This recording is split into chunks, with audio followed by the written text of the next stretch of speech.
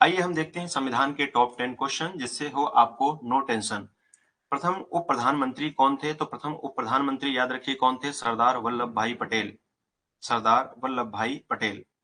सरदार वल्लभ भाई लिख लीजिएगा, साथ साथ आप लिखते भी जाइएगा, सरदार वल्लभ भाई पटेल। सरदार वल्लभ भाई पटेल जो थे वो कौन थे? पहले उप प्रधानमंत्री थे। अगर पूछा जाए आपसे पहले प्रधानमंत्री कौन थे, तो पहले प्रधानमंत्री याद रखिए जवाहरलाल नेहरू थे। अगर आपसे पूछा जाए पहले राष्ट्रपति कौन थे, तो पहले राष्ट्रपति याद रखिए राजेंद्र प्रसाद जी थे। राजेंद्र प्रसाद जी कहां से तो याद रखिए वो बिहार से थे। जवाहरलाल नेहरू कहां से थे, तो याद रखिए वो प्रयागराज इलाहाबाद से थे।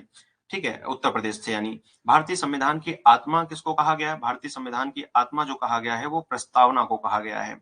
ठीक है, आइए आगे बढ़ते हैं। भारतीय संविधान का जनक किसे कहा जाता है? तो भारतीय संविधान का जो जनक कहा जाता है वो डॉक्टर भीमराव अंबेडकर जी को कहा जाता है। भीमराव अंबेडकर जी को।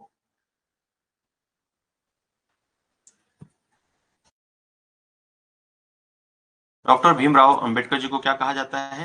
तो याद रखिए डॉक्टर भीमराव अंबेडकर जी को कहा जाता है भारतीय संविधान का जनक। अगला यहाँ प्रश्न जो दिया गया है, प्रधानमंत्री के लिए न्यूनतम आयु कितनी है? तो न्यूनतम आयु याद रखिए 25 वर्ष है। जबकि राष्ट्रपति बनने के लिए न्यूनतम आयु कितनी होती है? 35 वर्ष होती है। राष्ट्रपति हो या उपराष्ट्रपति, दोनों के लिए न्यूनतम आयु कितनी बताई गई है? 35 वर्ष। जबकि प्रधानमंत्री के लिए कितना बताया गया है? 25 वर्ष।